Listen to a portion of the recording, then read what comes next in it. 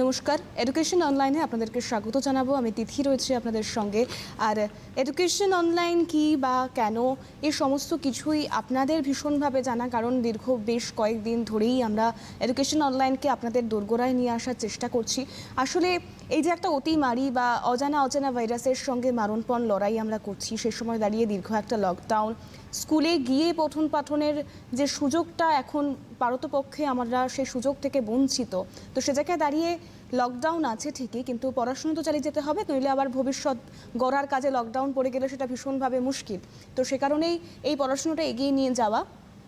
আজকে আমরা মূলত যা নিয়ে আলোচনা করব, যে বিষয়টা পড়বো আজকে আমরা, তা হলো ক্লাস 12 অর্থাৎ দ্বাদশ শ্রেণীর বাংলায় থাকবো। একটি কবিতা বেছে নেওয়া হয়েছে, সেই কবিতা নিয়েই আজকে আমরা গোটা এডুকেশন অনলাইনের পর্বে আলোচনা করব। তবে আমার সঙ্গে যিনি রয়েছেন শিক্ষিকা কাকলি দেবনাথ, তাকে অনেক অনেক স্বাগত জানাবো। আমার সঙ্গে রয়েছেন শিক্ষিকা কাকলি দেবনাথ, দমদম বৈদ্যনাথ ইনস্টিটিউট।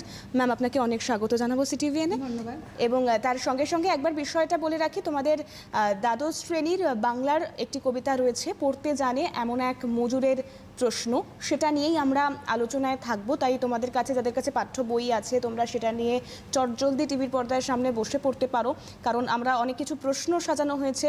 সেই প্রশ্নের উত্তরগুলো বা কবিতাটা খুব ভালো করে পড়লে হয়তো তোমরা এই বিষয়টা বা এই অধ্যায়টা সম্পর্কে অনেক বেশি ধাতস্থ হতে পারবে। অবশ্যই পড়াশুনোর দিকে যাব, তবে তার আগে দুটো কথা বলবো। দেখো, টেলিভিশন স্ক্রিনের রেড স্ট্রিপে একটা ফোন নাম্বার যাচ্ছে, সরাসরি কথা বলার ফোন নাম্বার। এই ফোন নাম্বারে তোমরা ফোন করতে পারো। অবশ্যই তোমরা কি কারণে ফোন করবে, এই যে বিষয়ভিত্তিক আলোচনা হবে, অর্থাৎ যে কবিতাটা নিয়ে আজকে আমরা পড়াশুনো করব, সেই কবিতা বিষয়ক কোনো প্রশ্ন যদি তোমাদের থাকে, তাহলে তোমরা ফোন করে ম্যামের কাছে সেই প্রশ্নের উত্তর জানতে চাইতে পারো।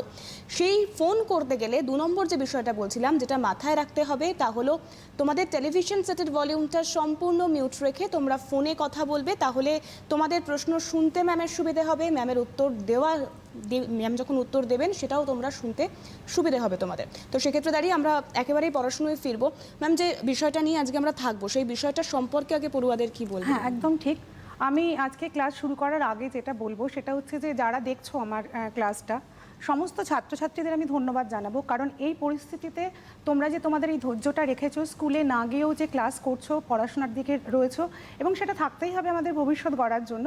সেই জন্য তোমাদের একদম ধন্যবাদ জানাবো, এবং আরও বলবো এই ধৈর্যটা তোমরা দেখাও, বাবা মা যেটা বলছেন সেটা তোমরা শোনো, কারণ আমরা সামগ্রিক পরিস্থিতি থেকে আমরা বিশ্বাস করি একদিন আমরা বেরিয়ে আসবো, কিন্তু আমাদের যাতে সিলেবাসটা আমাদের এগিয়ে যাওয়া যায় সেই জন্য আমাদের কিন্তু সঙ্গে থাকতে হবে। তো চলো আমরা আজকে ক্লাস 12-এর একটা আন্তর্জাতিক কবিতা, যেটা আসলে বাংলাতে অনুবাদ করেছেন কবি শঙ্খ ঘোষ, সে সম্পর্কে আমি আসছি। তোমাদের 12-এর সিলেবাস আসলে এবারের তো তোমাদের সিলেবাসটা আমি বলবো যে যেহেতু 11-এর পরীক্ষাটা প্রায় কিছুটা পরীক্ষা বাকি থাকতে থাকতেই তোমরা 12-এ উঠে গেলে, সেজন্য হয়তো অনেকে সিলেবাসটা খুব ভালো করে তোমাদের কাছে পরিষ্কার নয়। তোমাদের একটু বলি যে তোমাদের দ্বাদশ শ্রেণীতে আন্তর্জাতিক একটা কবিতা, যেটা কবিতা হচ্ছে পড়তে জানে এমন এক মজুরের প্রশ্ন, এই কবিতাটা আছে। তো এই কবিতাটা লিখেছেন বিখ্যাত জার্মান কবি, তার নাম হচ্ছে বেরটোল্ট ব্রেখট, উনি লিখেছেন। এবং আমরা তার সম্পর্কে আসবো, একটু কবির সম্পর্কে আসবো, যে একজন কবি তার কোন কবি ধর্মের বশবর্তী হয়ে কোনো যখন কবিতা লেখেন, আমরা যখন সাহিত্য রসকে আমরা সাহিত্য রসকে যখন গ্রহণ করি, তার দুটো দিক হয়। একটা হচ্ছে নিছক আনন্দ আমরা পাই, যে একটা সাহিত্য পড়লাম একটা আনন্দ পাই। আবার দেখবে যে কিছু সাহিত্যিক কবি সমালোচক তারা কিন্তু একটা সামাজিক দায়বদ্ধতার কথা বলেন।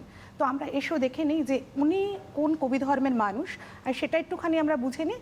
আর তার আগে বলে নিই যে যেহেতু এটা একটা জার্মান কবিতা, এটার ইংলিশ যেটা হয়েছিল সেটা হচ্ছে যে question from a worker who reads, সেটাকে বাংলায় তর্জমা করেছেন, অনুবাদ করেছেন বাংলা সাহিত্যের ভীষণ প্রচণ্ড প্রাজ্ঞ পণ্ডিত মানুষ, সমালোচক, কবি শঙ্খ ঘোষ, মাননীয় শ্রী শঙ্খ ঘোষ। তার বহুল দেবতা বহুল স্বর এই কাব্যগ্রন্থে অন্যান্য আন্তর্জাতিক যে কবিতার সংকলন, তার মধ্যে কিন্তু এই ব্রেখটেরও 14টি কবিতা আছে। এই 14টি কবিতার প্রথম কবিতা হচ্ছে পড়তে জানে এমন এক মজুরের প্রশ্ন।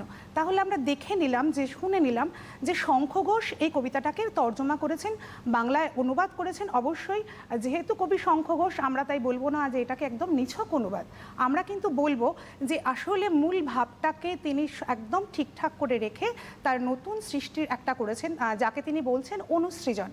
তো এবার এসো আমরা একটু কবি সম্পর্কে জেনে নিই।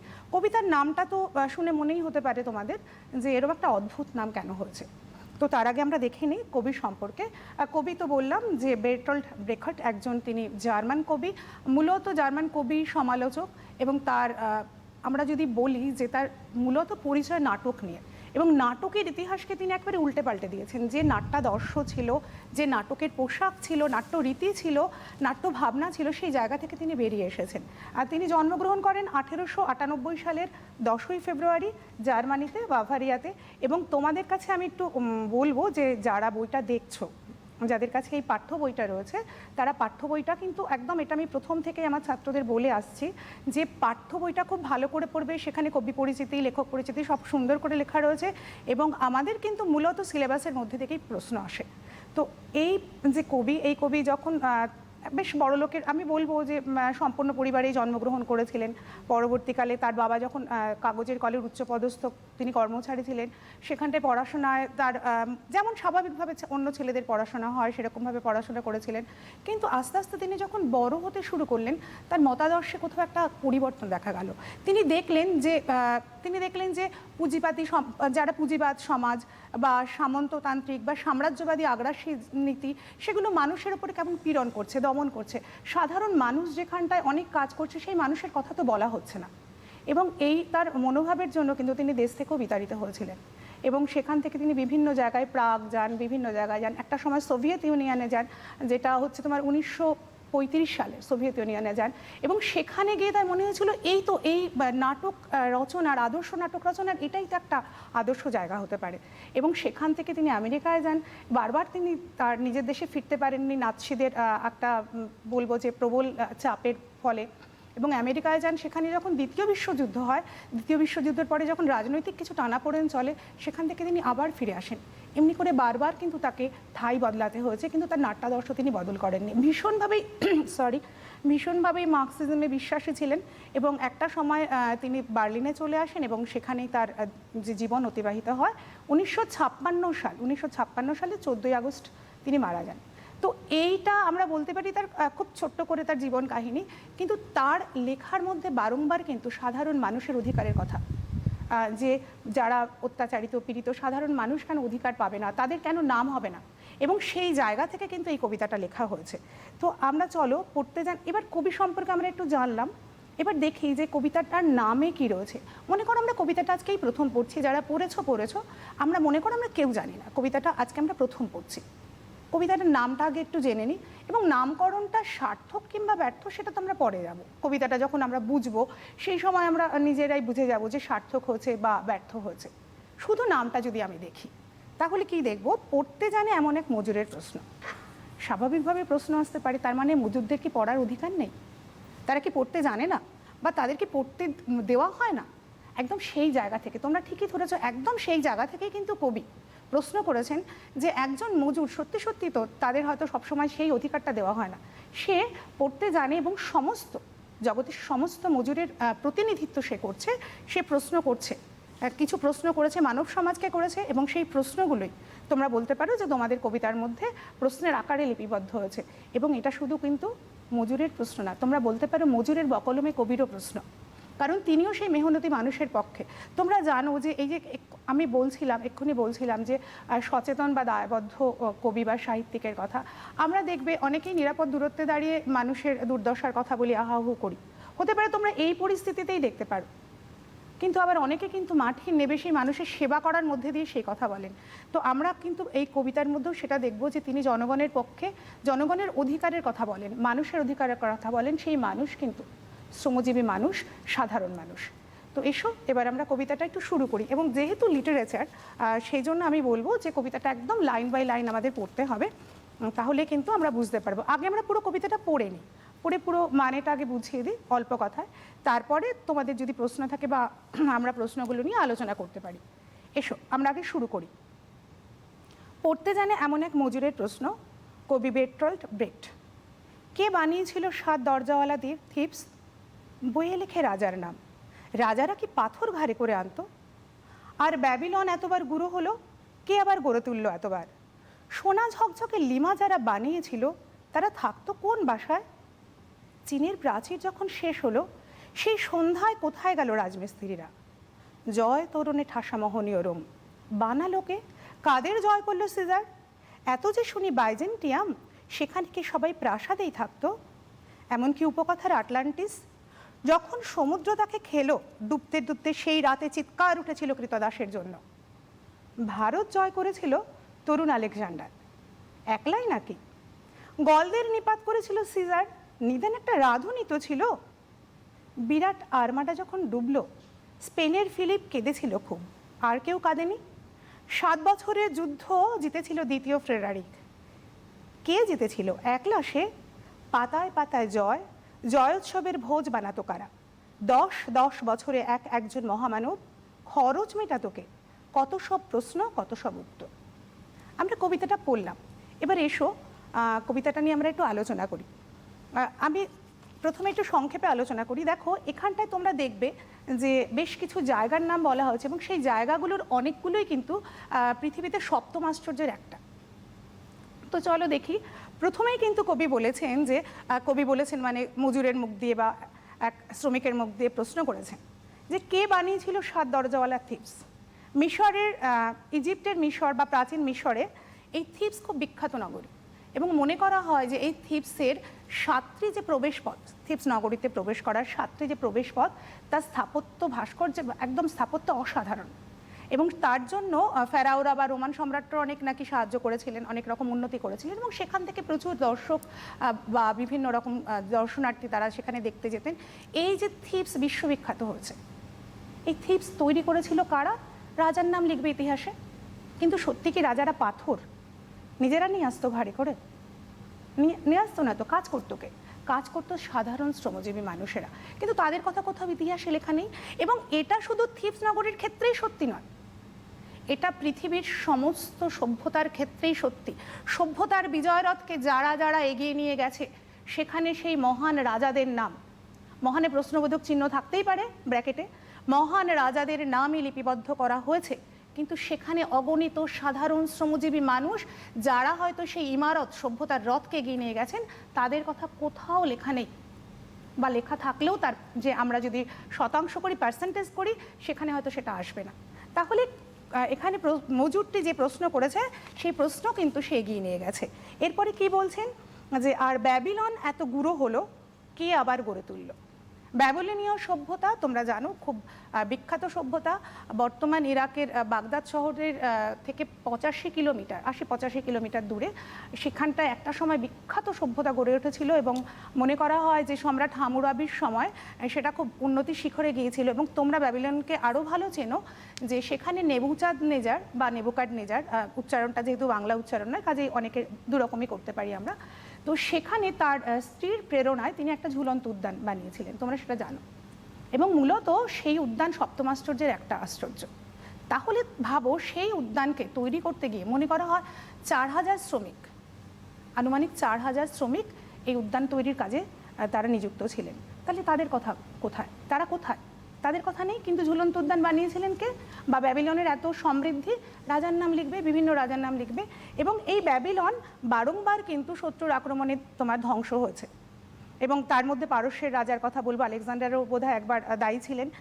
এবং এই যে বারংবার ব্যাবিলন ধ্বংস হচ্ছে, বারংবার তাকে পুনর্নির্মাণ করা হচ্ছে, কারা করেছিল? করেছিল সাধারণ শ্রমজীবী মানুষেরা। চীনের প্রাচীর, তার আগে একটা আছে, সোনা ঝকঝকে লিমা যারা বানিয়েছিল, তারা থাকতো কোন বাসায়? সোনা ঝকঝকে লিমা নামটা শুনেই তোমরা বুঝতে পারছো, লিমা হচ্ছে পেরুর রাজধানী। এটা প্রশান্ত মহাসাগরের উপকূলে একটা একদম সেই সময়কার প্রাচীন একটা প্রচণ্ড সমৃদ্ধ বাণিজ্য নগরী। এবং লিমা খুব সুন্দর নাকি জায়গা, তার ভৌগোলিক যে প্রতিষ্ঠান, ভৌগোলিক অবস্থানটা এত সুন্দর, চারপাশে মানে পাহাড় রয়েছে, মরুভূমি রয়েছে, বিভিন্ন রকম যে সৌন্দর্য, প্রাকৃতিক সৌন্দর্য, সে মানুষকে ভীষণভাবেই তোমার অভিভূত করত। এছাড়া বিলাস, বৈভব, সম্পদ এতটাই তার ছিল, যার জন্য সোনার সঙ্গে তুলনা করা হয়েছে, মানে তার সম্পত্তিও এত ছিল। এবং সেই সুন্দর লিমাকে গড়ে তুলেছিল সাধারণ মানুষ। তারা কি থাকতো বড় বড় রাজপ্রাসাদে? তারা তাহলে কোথায় থাকতো? এখানে সেই মজুরের প্রশ্ন, সোনা ঝকঝকে লিমা যারা বানিয়েছিল, তারা থাকতো কোন বাসায়? তারপরে দেখো, চীনের প্রাচীর যখন শেষ হলো, চীনের প্রাচীর মানে আমরা সেই একদম ছোটবেলা থেকে শুনে আসছি, একদম দর্শনীয় স্থান, সপ্তম আশ্চর্যের একটা। এবং এটা বলা হয় যে 3য় খ্রিস্টপূর্বাব্দে তোমার কিন সম্রাটের আমলে শুরু হয়েছিল এবং পরবর্তীকালে তার পুনর্নির্মাণ সেটি ভেঙে গিয়েছিল এবং একদম শেষে মিং সম্রাটের আমলে সেটি শেষ হয়েছিল। এই যে চীনের প্রাচীর দীর্ঘ এত বছর ধরে তৈরি হলো, পুনর্নির্মাণ হলো সেটাকে, এবং সেটা বলা হচ্ছে যে সেটা সাংহাই থেকে লোপলেক মানে প্রায় 6500 কিলোমিটার দীর্ঘ পথ।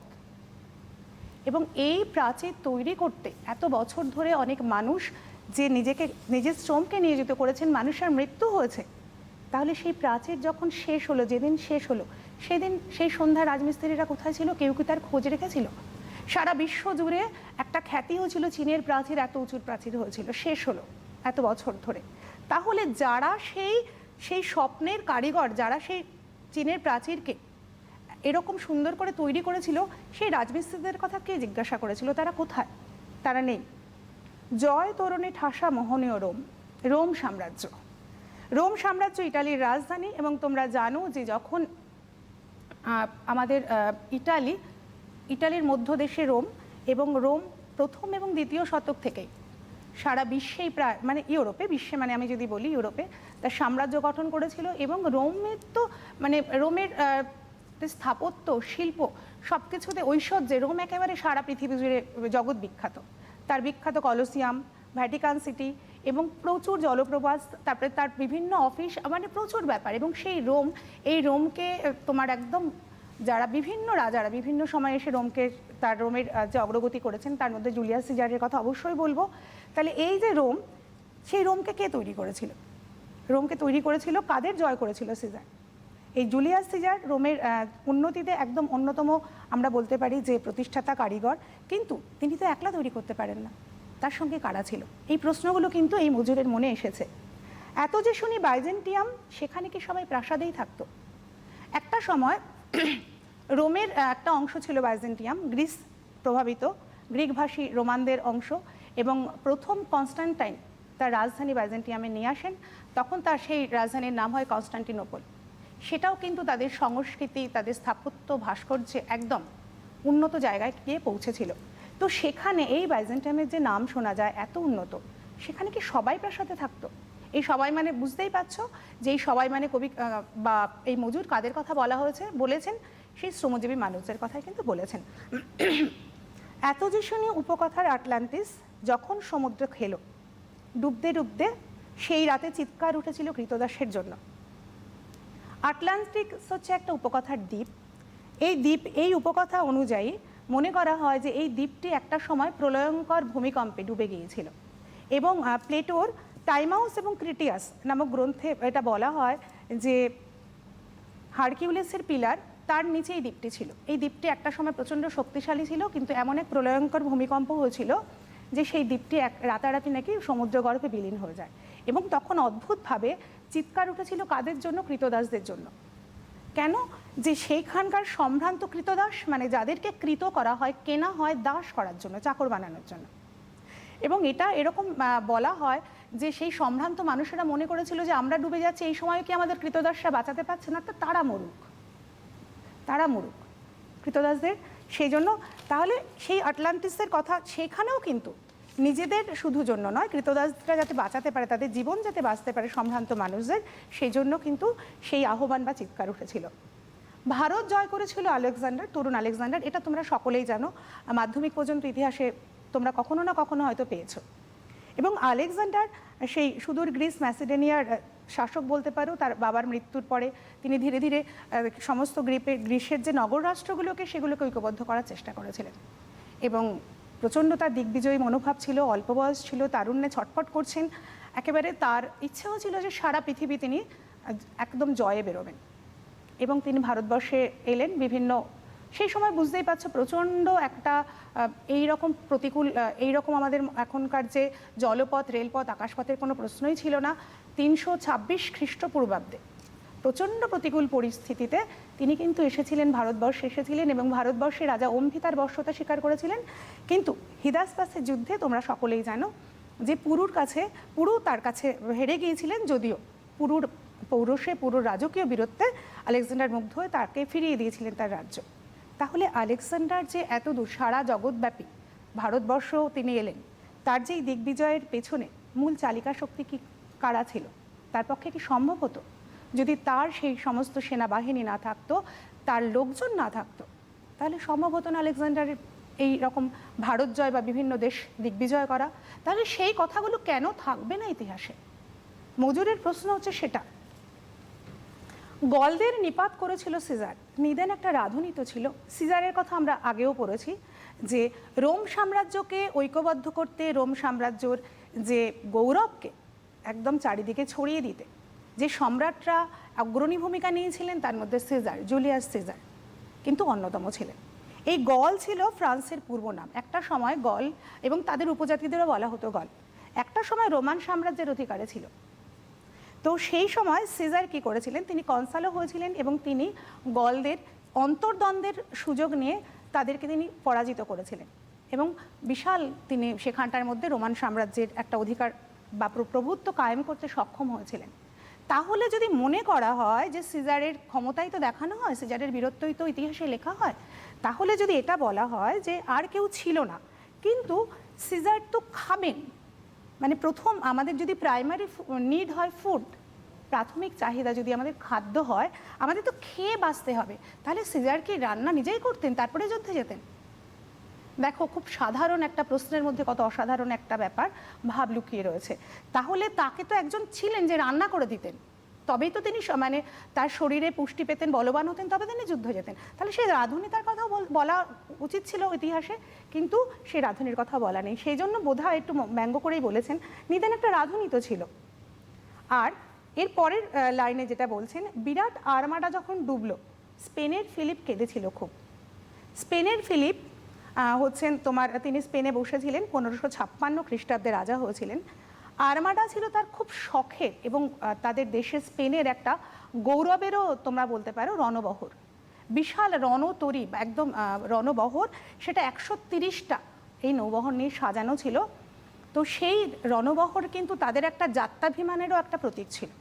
স্পেনের জাতীয় যারা অধিবাসী তাদের একটা জাতীয় প্রতীক ছিল এবং সৌভাগ্যের প্রতীক। তারা মনে করতেই পারতো না যে আর্মাডা কখনো জিততে পারে, মানে ডুবতে পারে। যখন ইংল্যান্ড এবং স্পেনের যুদ্ধ হলো, অ্যাংলো স্প্যানিশ যুদ্ধ 1588 খ্রিস্টাব্দে, তখন কিন্তু আর্মাডা ডুবে যায়। কোনো ক্রমে তোমার ফিলিপের বাণিজ্য তরীটি মানে নৌবহরটি ফিরে এসেছিল এবং 67 সম্ভবত 67টি রণতরী ফিরে এসেছিল। কিন্তু এই যে মানে বিশাল স্প্যানিশ আর্মাডা ডুবে যাবে, এটা অভাবনীয় ছিল ফিলিপের কাছে, অকল্পনীয় ছিল, ভাবতেই পারেননি এরকম হতে পারে, মানে এতটাই তার দৃঢ় ব্যাপার ছিল। এবং তখন কিন্তু ফিলিপ খুব কেঁদেছিলেন এবং মনে করা হয় যে তিনি এতটাই ক্ষোভে দুঃখে এরম হয়ে গেছিলেন যে তার কিছুদিন বাদে মারা যান। তার মৃত্যুর কারণ হিসেবে এটাকেও অনেকে মনে করেন, হ্যাঁ সেটা তো ঐতিহাসিকরা সেই তথ্য ঠিক কিনা ভুল সেটা বলতে পারবেন। কিন্তু এটা মনে করো যে ফিলিপের কান্নার কথাটাই বলা হয়েছে, কিন্তু স্প্যানিশ আর্মাডা তো স্পেনবাসীদেরই একটা জাতির প্রতীক ছিল, তাদের তো একটা অহংকার ছিল। তাহলে তাদেরও তো দেশাত্মবোধে আঘাত লেগেছে, তাদেরও তো কষ্ট হয়েছিল, তারাও তো কেঁদেছিল, কিন্তু কই সেই কথা তো লেখা হয়নি। সেটাও কিন্তু মজুরের প্রশ্ন। 7 বছরের যুদ্ধ জিতেছিল দ্বিতীয় ফ্রেডারিক। কে জিতেছিল? একলা সে? তাহলে তো এমনিতেই আমরা বুঝতে পারি যে 7 বছর ধরে একজন মানুষ যুদ্ধ করে সে কি করে জিতবে? সে কি অতিমানব ছিল? তার মধ্যে কি এক্সট্রা পাওয়ার ছিল? সম্ভবই নয়। দ্বিতীয় ফ্রেডারিক এটা রোমান সম্রাট, ইনি রোমান সম্রাট এবং তিনি পোপতন্ত্রের বিরুদ্ধে ধর্মযুদ্ধ করেছিলেন তার নিজের সাম্রাজ্যকে টিকিয়ে রাখতে এবং প্রচুর জনসমর্থনে তিনি জিতেছিলেন এবং অনেকে মনে করেন যে ইনি প্রাশিয়ার রাজাও হতে পারেন। তাহলে তার পক্ষে একলা জেতা সম্ভব নয়, কখনোই সম্ভব নয়। তাহলে সেই মানুষগুলো কারা যারা এরমভাবে সভ্যতার ইমারতকে, যে কোনো রাজার অগ্রগতিকে সাফল্যে সাহায্য করেছেন? তারা কোথায় ইতিহাসে নেই কেন? মজুর সেই প্রশ্ন করছে। পাতায় পাতায় জয়োৎসবের ভোজ বানাতো কারা? তাহলে এই যে ইতিহাসের বিভিন্ন পাতায় পাতায় রাজাদের এই গুণগান জয়ের কথা বলা হচ্ছে, জয় হওয়ার পরে তো ভোজ হতো, সেলিব্রেট করা হতো, সেই রান্না কারা করতো? কই তাদের কথা কোথায়?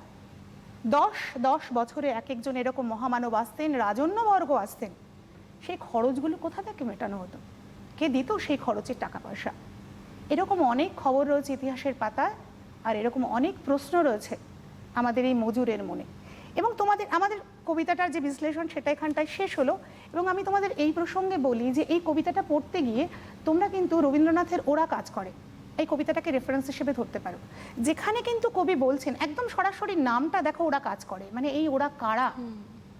ওরা হচ্ছেন পৃথিবীর, যদিও কবি ভারতের কথা বলেছেন, কিন্তু তোমরা নিশ্চয়ই জানো যে কখনো কখনো কোনো কোনো কবিতা, গান, সাহিত্য সেটা কালোজয়ী হয়, দেশজয়ী হয়। কি করে হয় দেশজয়ী?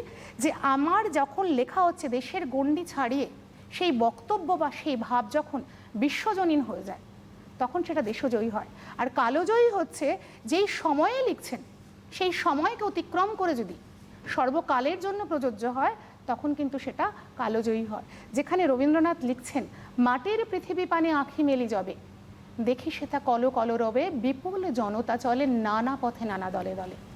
ওরা চিরকাল ধরে হাল, মানে টানে দাঁড়, ওরা মাঠে মাঠে বীজ বনে পাকা ধান কাটে, ওরা কাজ করে। এবং সেখানেও কিন্তু তিনি শ্রমজীবী মানুষের জয়গানের কথাই বলেছেন। তিনি দেখিয়েছেন যে সভ্যতার রথ কিন্তু চলে। এবং তোমরা রবীন্দ্রনাথের রথের রশ্মি বা কালের যাত্রা যাই বলো না কেন, সেখানেও তোমরা যদি দেখো, সেই নাটকটিও তোমরা যদি দেখো, তোমরা কিন্তু দেখবে এই শ্রমজীবী মানুষের জয়ের কথাই বলা হয়েছে। এবং এবং আরও একটা কথা রবীন্দ্রনাথ ওখানে বলেছেন, যেটাও তোমরা এই প্রসঙ্গে মিলিয়ে পড়তে পারো, রেফারেন্স হিসেবে নিতে পারো, যেখানে তিনি বলছেন, রাজচ্ছত্র ভেঙে পড়ে, রণডঙ্কা শব্দ নাহি তোলে, জয়স্তম্ভ মূঢ় সম অর্থ তার ভোলে। একদম ঠিক তাই। এবং সাধারণ মানুষের কর্মের যে ধ্বনি, সেটাই হচ্ছে জীবনের মহামন্ত্র ধ্বনি বলে তিনি মনে করেছেন। আলোচ্য এই পড়তে জানে এক মজুরের প্রশ্ন, সেখানে মজুরও কিন্তু একই কথা বলেছেন এবং মজুরের বকলমে কবিও একই কথা বলেছেন। আমি তোমাদের এটা আগেই বলেছি যে সারা পৃথিবী জুড়ে যে সভ্যতার কর্মকাণ্ড চলেছে, সভ্যতা এগিয়ে গেছে, সেই প্রাচীন কাল থেকে বর্তমান কাল পর্যন্ত আমরা আশা করব আধুনিক কালেও এবং পরবর্তীকালেও হবে। সেই সভ্যতার রথকে কিন্তু শুধু রাজা বা মন্ত্রী নিয়ে যেতে পারেননি, সম্ভব নয়। কারণ আমরা যদি এমনি করেই ধরি যে একতাই শক্তি, ঐক্যবদ্ধভাবে আমাদের এগিয়ে যেতে হবে, তাহলে একজন রাজা মন্ত্রী কী করবেন? সাধারণ মানুষকে নিয়ে এগোতে হবে। এই সাধারণ মানুষ হচ্ছে ব্যাপক অর্থে সমস্ত শ্রমজীবী মানুষ, যারা সভ্যতার রথকে এগিয়ে নিয়ে যেতে তাদের রক্ত দিয়েছে, তাদের শ্রম দিয়েছে, তাদের সমস্ত হয়তো জীবনও উৎসর্গ করেছে, কিন্তু পরিণামে ইতিহাসের পাতায় কিন্তু তাদের কোথাও সাফল্যের বীর গাথা বা তাদের সম্মান করা হয়নি। তো কবিতার মূল বিষয়বস্তু কিন্তু এটা, তার সঙ্গে সূত্র হিসেবে তোমাদের যে বিভিন্ন দেশের কথা, বিভিন্ন জায়গার কথা এসেছে, কিন্তু মূল বক্তব্য হচ্ছে এটা। এবং সেক্ষেত্রে দাঁড়িয়ে ম্যাম তো খুব ভালোভাবেই কবিতাটা পড়িয়ে দিলেন। এবং পড়তে জানে এমন এক মজুরের প্রশ্ন, এই কবিতাটা শুনতে শুনতে বা তোমরাও যেমন শুনলে আমিও তেমন শুনলাম, গোটা বিষয়টা একটা ভীষণভাবে প্রাসঙ্গিক। যে এই প্রশ্ন কিন্তু সত্যিই, মানে যেমনটা ম্যাম বলছিলেন যে কালজয়ী বা দেশজয়ী, এই প্রশ্ন কিন্তু আজও অনেকের মনেই ঘোরে, কিন্তু কেউ কোথাও হয়তো দাঁড়িয়ে সেই প্রশ্নগুলোকে রাখতে পারে না বা সেই প্রশ্ন রাখার জায়গা এখনো অবধি তৈরি হয়নি। একদম একদম। এবং সেক্ষেত্রে দাঁড়িয়ে যেহেতু আমরা কবিতাটা পড়েই ফেললাম ম্যাম, তাহলে আমরা যে প্রশ্নগুলো সাজিয়েছি, তাহলে একটা একটা করে সেই প্রশ্নের সমাধানে, প্রশ্নের উত্তর খুঁজতে এলে হয়তো তোমাদেরই সুবিধে হবে। তো পড়তে জানে এক মজুরের প্রশ্নের প্রথম যে প্রশ্নটা রয়েছে আমাদের প্রশ্নসূচিতে, তা হলো এই যে কবিতাটি কার লেখা এবং এর অনুবাদক কে? তোমরা স্ক্রিনে প্রশ্নটা দেখতে পাবে, 1 নম্বর প্রশ্ন। এবং এটা বোধহয় পাঠ্য বইটা খুললে পরেই সকলের কাছে পরিষ্কার হয়ে যাবে। আর আমি বলে দিচ্ছি যে ওটা লেখা নেওয়া হয়েছে যে questions from a worker who reads. এটা ইংরাজি অনুবাদ থেকে বাংলায় অনুবাদ করেছেন শঙ্খ ঘোষ, কবি শঙ্খ ঘোষ। আর তার বহুল দেবতা বহুল স্বর এই কাব্যগ্রন্থে, বহুল দেবতা বহুল স্বর এই কাব্যগ্রন্থে কিন্তু এই কবিতাটা অন্তর্ভুক্ত হয়েছে। সেখানে তোমার ব্রেক্টের 14টা কবিতা আছে, এটা হচ্ছে প্রথম কবিতা। বেশ, এরপর যাব 2 নম্বর প্রশ্নে। 2 নম্বর প্রশ্ন রয়েছে, রাজারা কি পাথর ঘাড়ে করে আনতো? মানে কবিতা পড়ানোর সময় ম্যাম প্রত্যেকটা লাইন ধরে ভীষণ ভালো করে ব্যাখ্যা করে দিয়েছেন এবং সেই লাইনগুলো তুলে তুলেই এক একটা লাইন তুলে প্রশ্ন রাখা হয়েছে। রাজারা কি পাথর ঘাড়ে করে আনতো? কোন প্রসঙ্গে কথা বলা হয়েছে? একদম কবিতার আমরা প্রথমেই দেখেছি যে লেখা রয়েছে, কে বানিয়েছিল 7 দরজাওয়ালা থিবস। তাহলে এই যে থিবসের 7 দরজা, যেটা দিয়ে থিবসের প্রবেশ পথ, থিবসকে যা সুন্দর করে তুলেছে তার স্থাপত্য, সেই 7 দরজা কিন্তু তৈরি করেছিল থিবসকে একদম ভীষণ পৃথিবীর কাছে একটা সৌন্দর্য নগরী হিসেবে গড়ে তুলেছিল যারা, তারা কিন্তু সাধারণ শ্রমজীবী মানুষ, সাধারণ শ্রমিক। কিন্তু বইতে আমরা দেখতে পাচ্ছি হচ্ছে রাজার নাম। সেই প্রসঙ্গেই বলা হয়েছে আসলে রাজারা তো নিজেরা পাথর নিয়ে আসতো না, বয়ে নিয়ে আসতো না, সেই শ্রমের কাজটা কিন্তু করতো সাধারণ মানুষ, শ্রমজীবী মানুষ। সেই প্রসঙ্গে কিন্তু এখানে কথা বলা হয়েছে। ম্যাম, প্রশ্নের উত্তরে তো অবশ্যই যাবো, এর আগে একটা প্রশ্ন আমি রাখতে চাইবো যে এর মান কত থাকে, মানে প্রশ্নের মান কত থাকে, কত আমি নম্বরের তোমাদের উত্তর বলি দিতে? যে এটা থেকে আমি তোমাদের, এটা আগে থেকে আমার একটু বলা উচিত ছিল, আমি ভুলে গেছি পড়াতে গিয়ে। সেটা হচ্ছে যে আসলে তোমাদের এই আন্তর্জাতিক একটা কবিতা আর তার সঙ্গে ভারতীয় একটা কবিতা, যেটা ভারতীয় একটা গল্প, যেটা তোমরা হয়তো পরে অন্য সময় কোনো ক্লাসে পাবেই, সেটা হচ্ছে অলৌকিক। এই দুটো, একটা কবিতা একটা গল্প, এই দুটোর মধ্যে একটা অর্থ থাকে অথবা থাকে। তোমাদের একটা প্রশ্ন করতে হয়, সেটা হচ্ছে 5 নম্বরের বড় প্রশ্ন। আচ্ছা, আর এছাড়া এমসিকিউ এসএকিউতে 1 নম্বর করে এই প্রশ্নগুলো আসবে। বেশ। সেই জন্য মূলত বড় প্রশ্ন হিসেবেই আমরা পড়বো এটাকে আর কি। আমরা মূল বক্তব্যটা যদি আমরা বুঝতে পেরে যাই একদমই তাই। এবং সেখানে যে জায়গাগুলোর নাম রয়েছে সেই জায়গাগুলো সম্পর্কে আমরা যদি একটু জানি, মানে তাহলে- ঘটনাগুলো হ্যাঁ, সম্পর্কে যদি জানি হ্যাঁ, তাহলে যে কোনো একদম প্রশ্নের যে কোনো উত্তরই বিষয় দিতে। সুন্দর করে লিখতে পারবে। আমার মনে হয় না কোনো অসুবিধা হবে। একদমই তাই। 3 নম্বর প্রশ্ন রয়েছে, আর ব্যাবিলন এতবার গুঁড়ো হলো, ব্যাবিলন কেন গুঁড়ো হয়েছিল? এটা হচ্ছে 3 হ্যাঁ, নম্বর 3 প্রশ্ন। নম্বর প্রশ্ন। তোমাদের বলেছিলাম, বলেছি পড়ানোর সময়, বোঝানোর সময়, যে ব্যাবিলনীয় সভ্যতা একদম ভীষণ একটা উন্নত সভ্যতা। মূলত সেখানকার ঝুলন্ত উদ্যান, এই ঝুলন্ত উদ্যানের জন্যই তার খ্যাতি, সপ্তম আশ্চর্যের অন্যতম আশ্চর্য। এবং এর সৌন্দর্যে আকৃষ্ট হয়ে অনেকবার অনেক রকমভাবেই একে আক্রমণ করা হয়েছে। এবং সেখানে আলেকজান্ডার, পারস্য সম্রাট, মূলত পারস্য সম্রাটের বারংবার আক্রমণেই কিন্তু ব্যাবিলন গুঁড়ো হয়েছিল বা ধ্বংসপ্রাপ্ত হয়েছিল। বেশ, তারপর যাব আমরা 4 নম্বর প্রশ্নে। 4 নম্বর প্রশ্ন থাকছে, সেই সন্ধ্যায় কোথায় গেল রাজমিস্ত্রিরা? দেখো, কোট করে দেওয়া আছে, সেই সন্ধ্যায় কোথায় গেল রাজমিস্ত্রিরা। কোন সন্ধ্যার কথা এখানে বলা হয়েছে? বেশ, চলো আমরা দেখে নিই যে সেই সন্ধ্যায় কোথায় গেল রাজমিস্ত্রিরা, কোন সন্ধ্যার কথা বলা হয়েছে। এখানে আসলে চীনের প্রাচীর যারা তৈরি করেছিল, তোমাদের আমি আগেই ডিটেল করেছি, চীনের প্রাচীর বহুদিন ধরে তৈরি হয়েছিল এবং বহু শ্রমিক সেখানে কাজ করেছিলেন এবং অনেক শ্রমিকের মৃত্যুও হয়েছিল। এখানটা আলটিমেটলি যখন শেষ হলো চীনের প্রাচীর শেষ হতে বহু বছর লেগেছিল, যখন শেষ হলো, যেই মিস্ত্রিরা কাজ করছিল রাজার নির্দেশে, তাদের চীনের প্রাচীর শেষ হলো। যে তোমাদের বলেছিলাম যে ভীষণভাবে উদযাপন করা হলো চীনের প্রাচীর, এত দীর্ঘ, সম্ভবত এটা বোধহয় অনেক পৃথিবীর আমরা বলতে পারি যে, বলা হচ্ছে যে অনেকে বলেন যে চাঁদ থেকে যেই জিনিসটা দেখা যায় সেটা হচ্ছে চীনের প্রাচীর। যদিও এটা আমি শুনেছি, এটা নিয়েও বিতর্ক রয়েছে, আমি সেই জায়গায় যাচ্ছি না। এত দীর্ঘ চীনের প্রাচীর যখন শেষ করেছিল বহু বছর ধরে, শেষ হওয়ার পরে রাজমিস্ত্রিদের খবর কিন্তু কেউ জানতে চায়নি। তারা কোথায় গেছে, তারা কিভাবে রয়েছে, তাদের জীবন কিভাবে কাটছে, সেই প্রশ্ন কিন্তু কেউ জানতে চায়নি। অথচ ওই রকম একটা স্থাপত্য শিল্প, ওই রকম একটা বিশাল কাজ কারা করেছে? রাজমিস্ত্রিরা নিজেরা করেছে। অথচ তাদের কথা কেউ জানতে চায়নি। তাই মজুর প্রশ্ন করেছে যে তাহলে সেই সন্ধ্যায় কোথায় গেল তারা, সেই প্রসঙ্গে এখানে কথা বলা হয়েছে। এবং এর সঙ্গে প্রাসঙ্গিক প্রশ্ন রয়েছে একেবারে পরের প্রশ্নটা, যে চীনের প্রাচীর কেন তৈরি হয়েছে? হ্যাঁ, একদম ঠিক। বহির্শত্রুর আক্রমণ থেকে, মূলত হুন আক্রমণ ঠেকানোর জন্য খ্রিস্টপূর্ব 3য় শতকে ওই কিন সম্রাট এটা শুরু করেছিলেন। এবং তোমরা জানো যে এটা একটা সময় এটা ছিল যে চীন নিজের সংস্কৃতি, বা হয়তো আমরা এখনও সেটা বলতে পারি, তারা নিজেদের মধ্যে একটু রাখতে চাইতো। তো সেই ক্ষেত্রে তাদের সভ্যতাকে বাঁচানোর জন্য এবং বহিঃশত্রুর আক্রমণ বাঁচানোর জন্য চীনের প্রাচীরটা তৈরি হয়েছিল, দীর্ঘদিন ধরে চলেছিল। এবং আমি তো তোমাদের বললাম যে কিন আমলে, একদম প্রথম সম্রাট কিন আমলে তৈরি হয়েছিল খ্রিস্টপূর্ব 3য় শতাব্দীতে, এবং তারপরে সেটা মিং আমলে শেষ হয়। দীর্ঘদিন ধরে এই প্রাচীর তৈরির কাজ কিন্তু চলেছিল, মূলত বহিঃশত্রুর আক্রমণ থেকে চীনকে রক্ষা করার জন্য। আমাদের 6 নম্বর প্রশ্ন থাকছে, অর্থাৎ এই কবিতা থেকে যে প্রশ্নের সূচি আমরা তৈরি করেছি, প্রশ্নের তালিকা, বলা ভালো যে প্রত্যেকটা লাইন থেকেই এক একটা করে প্রশ্ন, এক একটা ঘটনা রয়েছে। সেক্ষেত্রে এই 6 নম্বর যে প্রশ্ন রয়েছে তোমরা স্ক্রিনে দেখতে পাবে। 6 নম্বর প্রশ্ন হলো, লিমা কি, তাকে সোনা ঝকঝকে কেন বলা হয়েছে? 6 নম্বর প্রশ্নটা দেখো, লিমা কি, তাকে সোনা ঝকঝকে কেন বলা হয়েছে? লিমা আসলে একটি বাণিজ্য নগরী, এটি পেরুর রাজধানী, প্রশান্ত মহাসাগরের উপকূলে এটি অবস্থিত। এবং লিমার তোমার ভৌগোলিক যে অবস্থান, সেই জন্য তার তো প্রাকৃতিক সৌন্দর্য অতুলনীয়, কিন্তু এছাড়াও লিমার যে বিত্ত সম্পদ, তার জন্যই কিন্তু তার ভীষণ খ্যাতি। এবং সেই জন্য সেই বৃত্তের সঙ্গে তুলনা করেই কিন্তু তাকে সোনার সঙ্গে তুলনা করা হয়েছে। এবং সেই কারণেই বলা হয়েছে লিমাকে সোনা ঝকঝকে। এবং এই লিমাকে বিত্তশালী, সম্পদশালী করার ক্ষেত্রেও কিন্তু সাধারণ মজুরদের কিন্তু নিজস্ব যে আত্মদান, নিজস্ব যে শ্রম, সেগুলো কিন্তু নিয়োজিত করেছিল। বেশ, তাহলে আমরা পরবর্তী প্রশ্নে যাব। 7 নম্বর প্রশ্ন, সেখানে কি সবাই প্রাসাদেই থাকতো বলতে কবি কি বুঝিয়েছেন? এই প্রশ্নের উত্তর অবশ্যই ম্যামের কাছ থেকে শুনবো, তবে তার আগে তোমাদের একটা কথা বলি। টেলিভিশন স্ক্রিনে রেড স্ট্রিপে ফোন নাম্বার যাচ্ছে সরাসরি কথা বলার জন্য। যদি তোমাদের এই সংক্রান্ত অর্থাৎ এই কবিতা সংক্রান্ত কোনো বিষয় তোমাদের বুঝতে অসুবিধে হয় বা কোনো প্রশ্ন রয়ে গিয়েছে, সেই প্রশ্নের উত্তর তোমরা জানতে চাইছো, তাহলে তোমরা ফোন করতে পারো। আমরা আবারও প্রশ্নে ফিরে আসবো। 7 নম্বর প্রশ্নে যাব। সেখানে কি সবাই প্রাসাদেই থাকতো বলতে কবি কি বুঝিয়েছেন? হ্যাঁ, সেখানে কি সবাই প্রাসাদেই থাকতো? আসলে এখানে বাইজেন্টিয়ামের কথা বলা হয়েছে। একদম প্রাচীন একটা নগরী, যেখানে একটা সময় রোমের শাসন ছিল, কিন্তু মূলত ওখানে ছিল গ্রিক ভাষী মানুষেরাই। তাদের একদম সংস্কৃতি, তাদের সভ্যতাই সেখানে বেশিভাবেই প্রকাশ পেয়েছিল। এবং সেখানে প্রথম রাজা কনস্টান্টাইন একটা সময় রোম থেকে এখানে তার সাম্রাজ্য নিয়ে আসেন, রাজধানী নিয়ে আসেন, সাম্রাজ্য বলবো না, রাজধানী নিয়ে আসেন।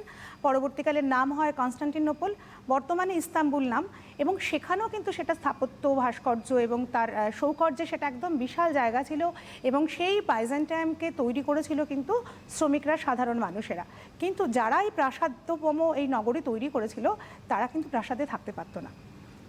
তারা কোথায় থাকতো তা আমরা কিন্তু জানি না। তাদের প্রাসাদে থাকার কোনো অধিকার ছিল না, কারণ ইতিহাস হিসেবে আমরা যদি দেখি, ইতিহাসের ধারা যদি আমরা লক্ষ্য করি, যে শ্রমজীবী মানুষের কথা কোথাও লেখা থাকে না। সুতরাং এই ক্ষেত্রেও তাই হচ্ছে, তারা যে প্রাসাদ তৈরি করেছিল সেই প্রাসাদে থাকতেন কারা? রাজা মহারাজারা এবং বড় বড় উচ্চবিত্ত মানুষেরা। সুতরাং শ্রমজীবী মানুষেরা কিন্তু সেখানে থাকতেন না। সেই হিসেবেই কবির প্রশ্ন বা মজুরের প্রশ্ন, যে সেখানে কি সবাই প্রাসাদেই থাকতো? আমরা বলবো যে না, থাকতো না, বা আমরা তার খবরও জানি না, তারা কোথায় থাকতো আমরা জানি না। বেশ, এর পরবর্তী প্রশ্নে যাব। আর কেউ কাঁদেনি, কবি এ প্রশ্ন কেন করেছেন? 8 নম্বর প্রশ্ন, আর কেউ কাঁদেনি, কবি এ প্রশ্ন কেন করেছেন? এটাও তোমাদের বলেছে যে এটা আসলে ব্রিটিশ দের সঙ্গে স্পেনের যে নৌবহরের যুদ্ধ হয়েছিল, সেক্ষেত্রে স্পেনের বিখ্যাত রণবহর, মানে যেটা আসলে স্পেনবাসীদের তথা স্পেন সম্রাট ফিলিপের একটা গৌরবের জায়গা ছিল, সেটা হচ্ছে স্প্যানিশ আর্মাডা। সেই স্প্যানিশ আর্মাডা যখন মানে তোমার ডুবে গেল, সেই 1588 খ্রিস্টাব্দে নেদারল্যান্ডের কাছে উপকূলে যখন ডুবে গেল, সেই সময় ফিলিপ কিন্তু বিশ্বাস করতে পারেননি। ম্যাম, এই প্রশ্নের উত্তর নিয়ে আসবো, একটু আটকাচ্ছি আপনাকে। একজন বন্ধু রয়েছে, আমাদের সঙ্গে কথা বলবো। হ্যালো, কে বলছো? হ্যালো দাস। হ্যালো, আমি রায়গঞ্জ থেকে বলছি, পিঙ্কি দাস। বেশ, প্রশ্নটা বলো। আমার প্রশ্ন হলো, কত সব খবর, কত সব প্রশ্ন, এখানে কোন খবরের কথা বলা হয়েছে? কত সব প্রশ্ন কেন? বেশ, তুমি বাকি অনুষ্ঠানটা টেলিভিশন সেটের ভলিউম দিয়ে শুনতে থাকো। আশা করি তোমার প্রশ্নের উত্তর তুমি পাবে। ম্যাম, আগে আমরা যে প্রশ্নটায় ছিলাম সেটা আগে সেরে নি। 8 নম্বরে ছিলাম। হ্যাঁ, সেটা হচ্ছে যে যখন স্প্যানিশ আর্মাডা ডুবে গেল, তখন তো আমি বললামই যে একদম ফিলিপ বিশ্বাস করতেই পারেনি যে এরকম একটা ঘটনা ঘটতে পারে। কাজে ফিলিপের ভীষণ একটা মনোকষ্টের কারণও হয়েছিল, তিনি কেঁদে ফেলেছিলেন, তার ক্ষোভ, যন্ত্রণা, রাগ সেগুলো মিশেল হয়েছিল। কিন্তু এখানে একটা প্রশ্ন, যে সেখানে শুধু ফিলিপ কাঁদেননি, ফিলিপের সঙ্গে সমস্ত স্পেনবাসী কেঁদেছিল। তারাও কিন্তু ফিলিপের সেই দুঃখের অংশীদার হয়েছিল, তারাও কিন্তু সহমর্মী হয়েছিল, কারণ তাদের দেশেরই সেই স্প্যানিশ আর্মাডা ডুবে গিয়েছিল। কিন্তু তাদের সেই দুঃখের কথা, তাদের সেই অনুভূতির কথা কিন্তু কোথাও লেখা নেই। সেই জন্যই মজুরেরই প্রশ্ন। বেশ, তাহলে কি আমরা ওর প্রশ্নের উত্তর? হ্যাঁ হ্যাঁ হ্যাঁ, ওর প্রশ্নের আমরা উত্তরটা নিয়ে নিই। এই যে কত সব খবর, এই খবর হচ্ছে বিভিন্ন রাজাদের খবর। রাজাদের যে ইতিহাসে তাদের যে দাপট, তাদের যে নাম কীর্তিত হয়েছে, সেই খবরের কথাই কিন্তু এখানে বলা হয়েছে। আর সেই খবরের প্রেক্ষিতে এই খবর যে সারা ইতিহাস জুড়ে, সেটা শুধু আমি বলবো না যে এই ইতিহাস শুধু কোনো ইউরোপের ইতিহাস, এই ইতিহাস স্পেনের ইতিহাস। আমরা যদি দেখি, লক্ষ্য করি, তাহলে হয়তো সারা পৃথিবী জুড়ে ইতিহাসে যে রাজার মোহনীয় কাজের পেছনে তাদের কীর্তির কথাই বলা হয়েছে, সেই খবরের কথা বলা হয়েছে। আর প্রশ্ন, সেই খবরের প্রেক্ষিতেই কিন্তু এই মজুরের অনেক প্রশ্ন জমেছে। সেই প্রশ্নের কয়েকটা প্রশ্ন তোমাদের এখানে করেছে, এবং সেই কয়েকটা প্রশ্নের মধ্যে দিয়ে কিন্তু তার সামগ্রিক প্রশ্ন সে অন্তত ইঙ্গিতটা দিতে চেয়েছে যে আসলে সে কী প্রশ্নটা করতে চায়, কোন মূল উদ্দেশ্য তার প্রশ্ন করার মধ্যে দিয়ে, সে কোন মূল উদ্দেশ্য, কোন ভাবকে সে বোঝাতে চেয়েছে। সেই জন্য এখানে বলা হচ্ছে যে সেই সমস্ত খবরের পরিপ্রেক্ষিতে তার এই প্রশ্নগুলো জমেছে, সেই প্রশ্নগুলো তোমাদের সেই কবিতার মাধ্যমে করেছে। বেশ, আশা করি যে ফোন করেছিলে তার প্রশ্নের উত্তর তুমি পেয়ে গিয়েছো, এবং সে জায়গায় দাঁড়িয়ে আমরা পরবর্তী প্রশ্নে যাব। পরবর্তী প্রশ্ন হচ্ছে 9 নম্বর প্রশ্ন, জয়োৎসবের ভোজ বানাতো কারা, মূল অর্থ ব্যাখ্যা করো। জয়োৎসবের ভোজ বানাতো কারা, মূল অর্থ ব্যাখ্যা করো। একদম ঠিক। বিভিন্ন রাজারা যখন জয় করতেন, সেটা তোমার শিকার হোক, সাম্রাজ্য জয় হোক, কোনো স্থাপত্য কীর্তি হোক, কোনো বিশাল প্রাসাদ নির্মাণ হোক, কোনো মন্দির স্থাপন হোক, যাই হোক না কেন, তারা কি করতেন, সেই জয়কে উদযাপন করতেন। সেই জয়কে আমরা যাকে বলি সেলিব্রেট করা। তো সেই জয়কে যখন সেলিব্রেট করতেন, তার মধ্যে খাওয়া দাওয়াটা একটা প্রধান অঙ্গ ছিল। তাহলে সেই রাজাদের যে জয় উৎসব হতো বা বড় বড় রথী মহারথীদের যে জয় উৎসব হতো, সেই জয় উৎসবের খাবার তার কারা তৈরি করতো। এত খাবার তৈরি করতে হতো, এবং সেই খাবার একদম সাধারণ মানের খাবার নয়, সব উন্নত মানের খাবার, প্রচুর বিলাসে, প্রচুর একদম খরচ করে রাজকীয় খাবার আমরা যেটাকে বলি, সেটা তা কারা তৈরি করতো? সাধারণ মানুষরাই তৈরি করতো। তাহলে তারা কোথায়? সেই যে সাধারণ মানুষ তৈরি করতো, নিদেন পক্ষে তাদের কথাও তো খাইয়ে পড়ে যে রাজাদের বাঁচিয়ে রাখা হতো বা বড় বড় মানুষদের বাঁচিয়ে রাখা হতো, তাদের কথাও তো বলা উচিত। কিন্তু সেই জয়োৎসবের ভোজ যারা বানাতো, তাদের কথাও কিন্তু কোথাও লেখা নেই। তাহলে মজুর সেই জায়গাটা থেকেও প্রশ্ন করতে চাইছে। তোমরা কিন্তু একটা জিনিস দেখতে পাচ্ছ, যে সেটা হচ্ছে তোমরা যখন ক্লাস 9-এ পড়ে এসেছো, আমি জানি না তোমাদের এই সিলেবাসটাই সম্ভবত ছিল, যেখানটার মধ্যে আবহমান একটা কবিতা ছিল। সেই আবহমান কবিতার মধ্যে যা ওই উঠোনে তোর দ্বারা ওই লাউ মাচাটা মানে ঝুলছে, একটা লাউ ফুল দুলছে, দেখেছো? এই লাইনটা বারংবারই কবিতায় এসেছে। আমরা যেটাকে বলি ধ্রুবপদ, বা সেই লাইনটার মধ্যে দিয়ে কবি তার বক্তব্যকে আরও স্পষ্ট করে তুলে ধরার কথা বলেছেন। এখানে হয়তো বারংবারই সেই ধ্রুবপদটা নেই, কিন্তু মজুরের প্রশ্ন কিন্তু প্রত্যেকটা, দেখো, দেশের স্থাপত্য বলো বা রাজার কথা বলো, সেইখান থেকে কিন্তু আসলে মূল প্রত্যেকটা ক্ষেত্রেই কিন্তু মূল একটা কথাই বলতে চাইছেন, যে যেরকম যে ধরনের কাজের সঙ্গে যুক্ত ছিলেন না কেন, তারা শ্রমজীবী মানুষ। কেউ রান্না করত, কেউ প্রাসাদ তৈরি করত, কেউ স্থাপত্য বানাতো, কিন্তু আসলে সাধারণ মানুষ, তাদের কথাটা নেই কেন? সেই ধ্রুব বক্তব্যটা, মূল বক্তব্যটা কিন্তু বারংবার কবি একই রয়ে গেছে। সেই জায়গাটাই কিন্তু তোমাদের বুঝতে হবে। এটা বুঝতে পারলে কিন্তু তোমরা সাজিয়ে উত্তরটা দিতে পারবে। আমার মনে হয় যে সেক্ষেত্রে অসুবিধা হবে না। প্রেক্ষাপটগুলো আলাদা আলাদা এসেছে, কিন্তু সেই উদাহরণগুলো এসেছে, কিন্তু মূল জায়গাটা কিন্তু একটাই। বেশ, পরবর্তী প্রশ্নে যাব। আলোচ্য কবিতার মূল বক্তব্য সংক্ষেপে দেখো। আমার মনে হয় তোমরা যদি গোটা ক্লাসটা খুব মন থেকে শোনো, তাহলে হয়তো ইতিমধ্যেই সংক্ষেপে, কেন আমরা বেশ বড় করেই ম্যাম বিষয়টা বুঝিয়ে দিয়েছেন, তাও যেহেতু প্রশ্নটা এসেছে, আলোচ্য কবিতার মূল বক্তব্য সংক্ষেপে দেখো। বেশ, তো চলো আমরা দেখে নিই যে একদম কবিতার আমরা যদি বিষয়বস্তুটা আলোচনা করি, বিষয়বস্তু আলোচনা করলে আমরা দেখব আসলে এখানে কতগুলো নগরের কথা, কতগুলো দেশের কথা বলেছেন। যেখানটা থিবস এই নগরীর কথা বলেছেন, যা 7টা দরজা মানে বা প্রবেশপথ ছিল। সেই দরজা কে বানিয়েছেন? মজুরের প্রশ্ন। ব্যাবিলন গ্রহ ছিল, তাকে কে গড়ে তুলেছিল? সেটা ছিল মজুরের প্রশ্ন। সোনা ঝকঝকে লিমা বানিয়েছিল, তারা কোথায় থাকতো? সেটা ছিল মজুরের প্রশ্ন। চীনের প্রাচীর যারা তৈরি করেছিল, সেই রাজমিস্ত্রিরা কোথায় গেল?